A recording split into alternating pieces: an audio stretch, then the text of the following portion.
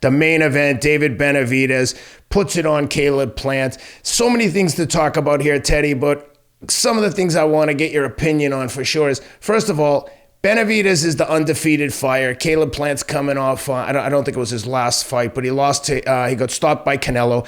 Benavidez, undefeated. He's the WBC interim title, yet he's the B-side in this fight, in this fight. He gets introduced first, so is forced to wait in the ring for Caleb Plant. Caleb Plant gets a 22 square foot ring. Every advantage to Caleb Plant, which is fine. Listen, I like Caleb Plant. I'm a Caleb Plant fan.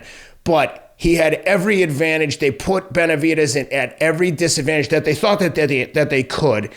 And my God, my friend Jelly Roll called. We're both friends with Caleb. And he said, what do you think here? And I said, I love Caleb. I hope he wins. I just think Benavidez is too good. He can hit Benavidez, which he did, backed him up a little bit, only when he caught him off balance. But Benavidez, for the most part, walked right through his shots and big brothered or bullied him all night long. And finally, when he started getting to him, it was like a ball rolling downhill. By the last round, it was like a friggin' gigantic snowball or an avalanche of just beating coming one way, where even Steven Breadman, the trainer for Caleb Plant, said in the corner, like, hey, I'm going to stop this if you don't show me something. I got to protect you from yourself. Again, you could have made money if you listened to our show last week, right? For sure. Because that's right. Yep. I said, you had him. You said exactly what would happen. The only, go ahead. The other thing I'll say is, look, Caleb Plant, I think, he got every single ounce of talent he had in himself. Yeah. He just wasn't good enough to fight Benavidez. I thought he had the perfect fight plan. But the last thing I want to say is, Jesus, how many times is Kenny Bayless going to let Caleb hold on to him? I don't want to see Bayless as a ref anymore. 20. I'm sorry. What do you say? And 5 or 6 times around, you have to tell him stop holding? I don't want to hear these idiot fans that say, oh, he was a solid ref for 30 years. What has that got to do with now? But you know what? Your grandfather, your 85-year-old grandfather, used to be a cab driver. Would you let him drive your kids to school? No! That's exactly right. Kenny Bayless might have done some great things. All I can tell you is on this night, he was awful. And if it looked like they told him, look, we need Caleb Plant to win at all costs. Okay, I won't call anything. Caleb Plant hit him with a devastating low shot at one point to Benavidez's groin. Maybe accidentally on purpose. Maybe accidentally on purpose. 100%. To slow him down because the tide was coming in. The tide was coming in. And listen, to be honest, Teddy, if you're catching a beating like that, and you know you're going to get at least one warning, maybe it's a good strategy. Yeah. I mean, But I will say this. How many times does he have to hold on to him and stop the action for Kenny Bayless to let them fight it? He started to let them fight a little bit in close. Then there was the headbutt, which wasn't catastrophic by any means. And Kenny Bayless jumps in and calls in the doctor at the slightest sign of blood. Okay, it was a headbutt. No, you know what that did? I'm going to piggyback on that. That changed the whole outcome, the way the fight was going, because he was going to stop him. I'm going to go out there. Listen, Plant showed nothing but courage and heart and grit and behaved like a champion fighter all night. I give him credit for that. Agreed. I give him credit for that. 100%. But he was going to get stopped. He was the only thing that stopped him from stopping Benavidez from stopping Plant was the ref. He was fighting two people that night. At that particular moment, he was going to stop him. I believe. That doesn't mean that I'm right. I believe, and he gave him a chance to recover. He changed the rhythm of the dynamic of the fight, the rhythm of the fight, the flow of the fight. Bayless changed that dramatically right there, where if he doesn't do that, if he doesn't step in there, I think Benavidez gets the stoppage, which obviously he was looking for. Look, either way, he won the fight. The only guy I want to see, Bayless gone, and I want to see that referee gone that had it 115, 113. The judge. Yeah, that judge. I'm sorry. I don't want to see either one of them ever again, unless I go to like Montana to a witness protection place and I walk into Rite Aid and I see them, in the aisle with dark glasses on, buying Sominex. because they're having trouble sleeping because their conscience is getting the better of them. You know what I mean? Other than that, I don't want to see those guys. I don't want to see them no more. I mean, Bayless did everything he could to ruin a good fight, to ruin a fight, to undo what these fighters were doing. They were doing their job. The referee's supposed to do his. He wasn't. And the judge didn't do his when he had it 115, 113. But that's what Tim Cheatham. Let's make sure he gets the recognition. Tim Cheatham had it 15-13 for Caleb Plant, and I look at that fight. How appropriate! How appropriate is that? That's his name. Tim Cheatham. The perfect name. Hey, can't make this up. You can't make this stuff up, Ken. When you look at that fight as a whole, if you weren't scoring it, and at the end of that fight I said, "What do you think?" You'd say one guy beat the brakes off the other. I don't know. It's obvious. No, you know what I would say. Well, that guy only wins by one round. I would say 1 round. I would say, I think the judge was trying to cheat him. Clearly, I think. But what I was going to say is, what do you think's worse? I've never had any suspicions about anything unscrupulous with Kenny Bayless, and I'm not trying to start crap with him, but if you look at that fight and you don't know anything about it and you didn't know who the ref was and you watch that, you'd be like, the ref clearly is in favor of Caleb Plant. He's letting him get away with friggin' holding it. He's reprimanding Benavidez after every round. Stop talking, stop doing this, stop doing that. Not one single time did he say, if you hold him again, I'm taking a point. Every time they got close. I sent a tweet out before the fight. I don't know why Benavidez came in so light. Because he's a big guy, he came in light. Now I know why. He was in extra good shape because he had to fight 2 opponents. He had to fight 2 opponents, so he came in a little lighter to fight the referee and to fight Caleb Plant. That's why he came in light. There's no other explanation because he did fight 2 people. He did fight 2 people look, I'll break the fight down. First round, give it to wherever you want. Nothing happened. Second round, give it to Plant. Well, first of all, when you say give it to whoever you want, I can tell you exactly who they give it to. Anytime there's a close round, when one guy's the A side, one guy's the B side, one guy dictates all the terms, including the size of the ring, he's getting every single close round. Fair. All right. So here it is, Ken.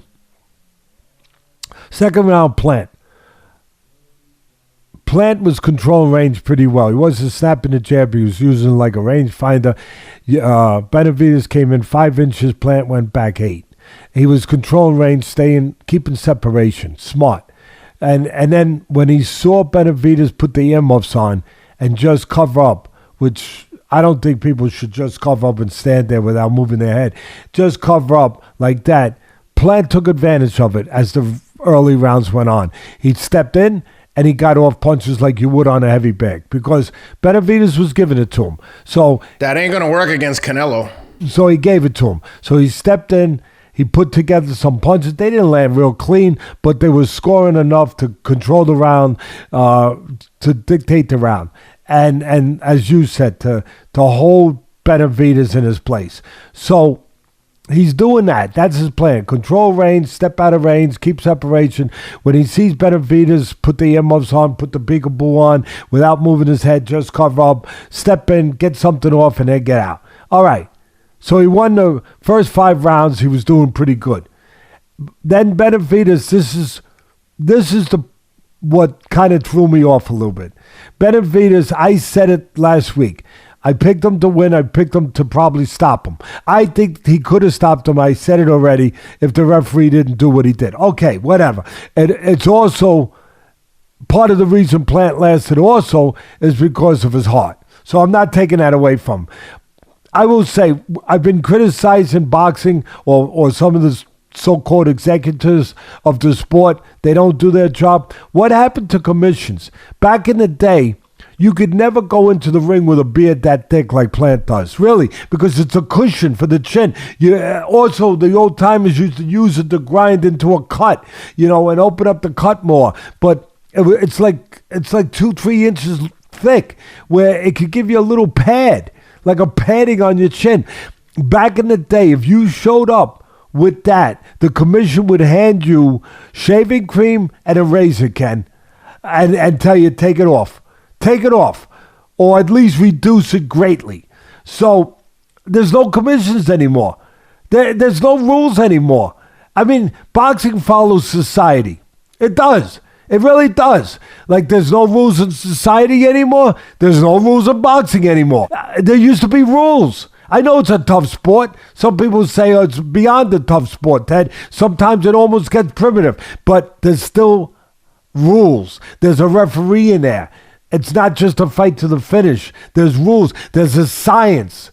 It's called that. The great writer coined it the sweet science, because the smarter guys are the guys that beat the stronger guys.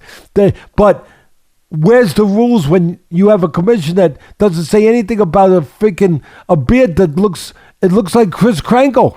I mean, it's absurd. Next time you should go in there with presents, with like a red bag over his shoulder, and start handing out presents, and then fight. So here you are. The first rounds, the plan of Plant is to control range, get off when he had an opportunity to get off, when he sees Benavidez give him a gift of covering up, get in, get out. Okay. The plan on Benavidez seemed to be not what I called for. What I called for last week on this air was he's got to use his jab to control the center of the ring, control Plant, take Plant jab away, take his pot shotting away, his ability to go in and out, stabilize him, keep him in front of you, and then go to the body and start taking his legs away, because he's going to have to use his legs somewhere, because you're bigger, you're stronger. He didn't do that. What Benavidez did, I was very disappointed. I got to be honest. I wasn't disappointed in his attitude and the outcome. He got what he wanted. But I was disappointed that he made it harder than it had to be. And again, I give Plant credit for his heart. But he made it harder than it had to be by not jabbing, by not going to the body for the most part. What he did do, and it paid dividends, but not as much as it would have or as fast as it would have. What Benavidez did do was he applied pressure. But he applied pressure without moving his hands. He just applied pressure. Where the fight changed was after the fifth round, when Benavidez continued applying pressure, no different, but now started moving his hands. But even there I was disappointed, because he was throwing single shots. He was timing them good, the left hook, trying to catch him at the right time, stepping out, different times stepping in. But he was throwing single shots too often. And I think that contributed to the good performance of Plant. That if he had used his jab, if he had gone to the body, if he had put punches together instead of single shots, I think that he would have had a better performance. And look, he had a good performance. At the end of the day, he beats a solid fighter in a very solid way. But I think he might have gave hope to a guy like Canelo. Maybe bring Canelo out of the witness protection program. Maybe, because he is in the protection program. There's no doubt. And I don't want to hear all my beautiful Mexican fans out that I love you. I love you. But I don't want to hear you saying, oh, don't get on Cinnamon. Cinnamon's the greatest Mexican fighter of all time. No, he's not. Okay? He's not in the top 10. Go look at your history. Okay? Do your work. Go to the library and then come back to me. All right? I'll get you a library card if you need one. Go to the library, do your work, and look at the great fighters that Mexico has produced. And then tell me and explain to me how Canelo fits in that bunch. All right? Please, don't just say things because it's easy to just say them. Learn. Do the work. Do the studying. Anyway. Well, the one thing I wanted to add is, to your point, like we've said this before, in good fights like this, I think this is as close to short of actually winning the fight. That was as good as Caleb could look, because I think, like I said earlier, he showed every skill he had to try to have a game plan to beat Benavidez. He squeezed the orange, got every drip out of the orange. Everything. And he showed that he's a killer. He's dead. You can't fake your way through that kind of toughness. You're either tough or you're not, and he passed the test with flying colors. No. He's tough. Listen, I gave him credit. I got to give him more credit. No, I know you did. I'm listen, echoing your sentiments. I can't give someone more credit than what I said earlier when I said he behaved like a champion. That's the best credit Teddy Atlas can give anybody when I say that. You don't have to always fight like a champion. You got to behave like one. He behaved like one.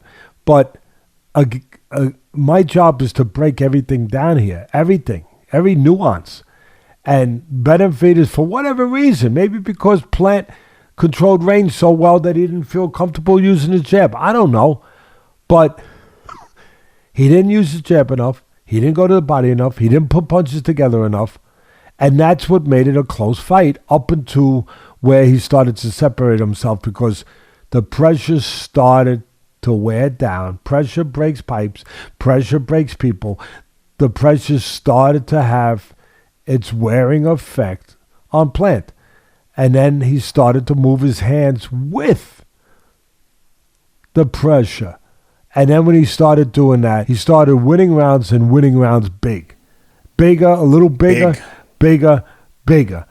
And, we had that round, as I said, where really if Bayless doesn't step in, I really felt that he would have gotten a stoppage. But either way, credit to both.